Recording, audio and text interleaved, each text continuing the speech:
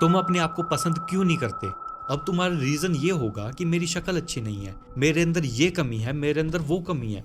But सच ये है, inferiority तब पैदा होती है जब तुम अपनी तुलना किसी और के साथ करते हो। जैसे ही तुम किसी को देखते हो जो तुमसे ज्यादा सक्सेसफुल है, ज्यादा कॉन्फिडेंट, ज्यादा सॉर्टेड लगता है, तुम्हें फील होता है कि ये लोग तुमसे ज्यादा अच्छे हैं। और इसी मोमेंट में तुम अपने बारे में एक डिसीजन ले लेते हो, मैं इन्फीरियर हूँ। ये डिसीजन लेने के बाद तुम उसको प्रूव करने लगते हो, तुम रीजंस कलेक्ट करने लगते हो, अपने फ्लॉज नोटिस करने लगते हो। जब मैं जॉब करता था तो हमारे ऑफिस में कुछ गांव साइड के लोग भी आते थे। वो लोग मुझे और मेरे दोस्तों को इग्नोर करते थे, वो हमसे बात नहीं करते थे। जब मैंने उनसे कन्फ्रंट किया तो उन्होंने मुझे बताया कि आप लोग काफी अमीर लगते हो, आप लोग हाई स्टैंडर्ड के लगते हो, हमें आप लोगों से बात करने में डर लगता है। तुम्हें भी ऐसा फील होता होगा, पर ये सब तुम इसलिए करते हो क्योंकि तुम्हें लोगों से डर लगता है। कंपैरिजन तुम्हें इनसिक्योर बनाता है और इनसिक्योरिटी रिजेक्शन का डर बनती है, और रिजेक्शन का डर तुम्हें लोगों से भागने पर मजबूर कर देता है। तुम सोचते हो अगर मैं पहले ही मान लूं कि मैं बेकार हूं तो कोई मुझे रिजेक्ट करेगा ही नहीं। खुद को डिसलाइक करके तुम खुद को इमोशनली सेव करते हो, क्योंकि तुम्हें डर लगता है कि सामने वाला अगर तुम्हें रिजेक्ट कर देगा तो तुम्हें बुरा लगेगा। बट खुद की कमियां देखकर खुद ही को डिसलाइक करके तुम अपनी ही सेल्फ एस्टीम गिरा देते हो। सेम चीज मेरे कोलीग भी करते थे, वो खुद को ही नापसंद कर लेते थे, खुद को ही रिजेक्ट कर लेते थे, क्योंकि उन्हें डर लगता था कि वो हमसे रिजेक्ट ना हो जाए। मान लो तुमने एक लड़की को देखा, वो काफी सुंदर थी, तुम्हारा मन हुआ कि मैं उस लड़की से जाके बात करूं। बट जैसे ही तुम जाने लगते हो तो तुम अपनी ही कमियां निकालने लगते हो।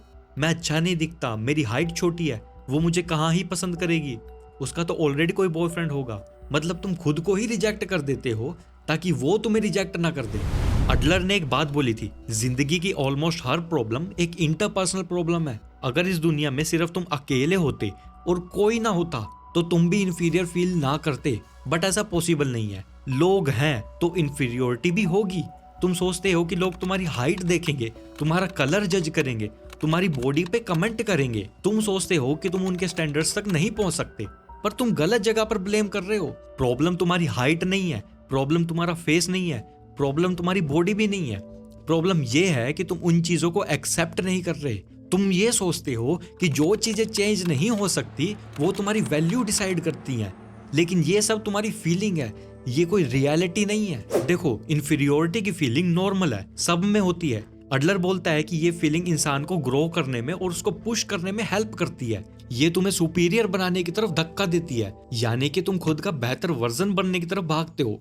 This is called pursuit of superiority. और यही रीजन है कि इंसान अपनी लाइफ को इंप्रूव करता है, स्किल्स सीखता है, बॉडी बनाता है, अपना करियर बनाता है। इंफीरियर फील करना कोई प्रॉब्लम नहीं है, ये कोई बुरी बात नहीं है। बट ये प्रॉब्लम तब बन जाती है जब तुम इस फीलिंग को एक एक्सक्यूज बना लेते हो ताकि तुम अपनी रिस्पॉन्सिबिलिटी से भाग सको, ताकि तुम अपने टास्क से बच सको।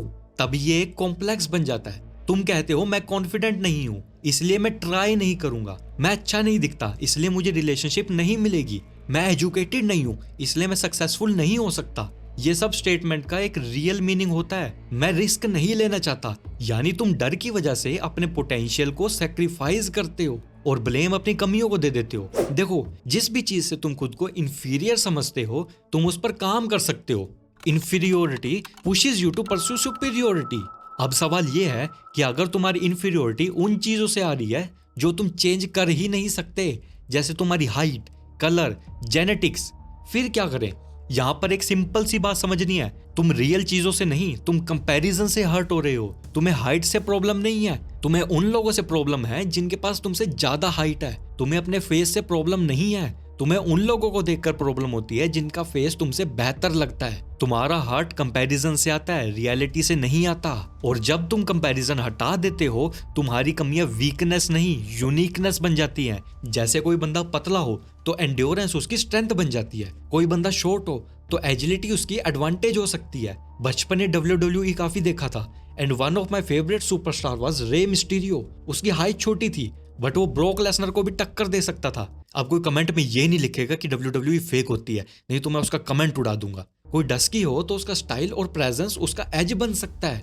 कमियां रियल नहीं, उनका इंटरप्रिटेशन रियल होता है। आगे बढ़ने से पहले अगर तुम्हें ये वीडियो वैल्यूएबल लग रही है तो इसको एक लाइक कर देना। अब देखो, परस्यूट ऑफ सुपीरियोरिटी का मतलब ये नहीं है कि तुम दुनिया से कम्पीट करो।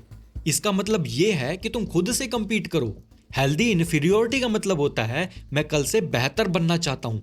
मान लो तुमने 100 किलो की डेडलिफ्ट मारी और तुम बोलते हो कि मैं अगले महीने 120 की मारूंगा, और नेक्स्ट मंथ तुम 120 की भी मार लेते हो, 120 की छोड़ो 110 या 115 की मार लेते हो, बट स्टिल तुम पिछले वाली से बेहतर करते हो। ये हेल्दी परस्यूट है, ये तुम्हारे सेल्फ रिस्पेक्ट को ग्रो करता है। लेकिन जब तुम कंपैरिजन दूसरों से करते हो, जैसे कोई बंदा प्रोफेशनली ये सब करता है, वो 200-300 किलो उठा देता है, तब तुम्हारा पूरा का पूरा सिस्टम ही कोलैप्स हो जाता है। तुम सोचते हो कि भाई तुम कुछ नहीं हो, तुम हार जाते हो, तुम उन लोगों को एनिमी समझने लगते हो और तुम्हारा पूरा का पूरा कॉन्फिडेंस ही टूट जाता है। जबकि रियलिटी ये है कि लोग तुम्हें नोटिस करते भी नहीं है।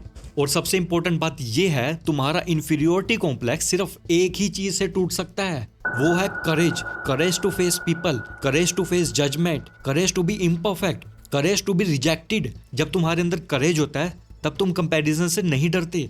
जब कंपैरिजन से नहीं डरोगे तब तुम इन्फीरियर फील नहीं करोगे, और जब इन्फीरियर फील नहीं करोगे तब तुम अपने आप को डिसलाइक करना बंद कर देते हो।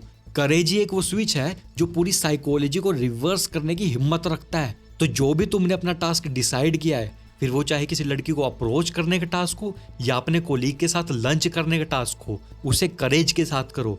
अगर रिजेक्ट हो भी जाते हो तो उसमें कोई बड़ी बात नहीं है। रिजेक्शन मैटर नहीं करता, मैटर करता है तो सिर्फ तुम्हारा करेज, मैटर करता है तुम्हारे एक्शंस जो तुमने इन्फीरियोरिटी से आगे बढ़ने के लिए लिए हैं। तुम वीक नहीं हो, तुम बस अपना डर छुपा रहे हो, और जैसे ही तुम करेज दिखाते हो, तुम्हारी कमियां तुम्हारी आइडेंटिटी बनना बंद कर देती हैं। इन्फीरियोरिटी का पर्पस ये नहीं कि तुम रुक जाओ, इन्फीरियोरिटी का पर्पस ये है कि तुम ग्रो करो, तुम बेटर बनो, तुम खुद के ऊपर काम करो, तुम अपनी लाइफ को एलिवेट करो। तुम्हें परफेक्शन नहीं चाहिए, तुम्हें ना ही एक्सक्यूजेस चाहिए, तुम्हें सिर्फ एक चीज चाहिए, करेज। हिम्मत दिखाओ और आगे बढ़ो, और हिम्मत करके इस चैनल के साथ जुड़ो ताकि हम साथ में ग्रो कर सके। मैं इस चैनल पर बिहेवियर साइकोलॉजी, सेल्फ ग्रोथ और रिलेशनशिप साइकोलॉजी से रिलेटेड तुम्हें सब कुछ बताऊंगा। और अगर तुम्हें जानना है कि असली मैनिपुलेशन क्या होती है, इससे बचते कैसे हैं, और कैसे लोग अनजाने में तुम्हें मैनिपुलेट करते हैं, तो इस प्लेलिस्ट में तुम्हें सब कुछ मिल जाएगा।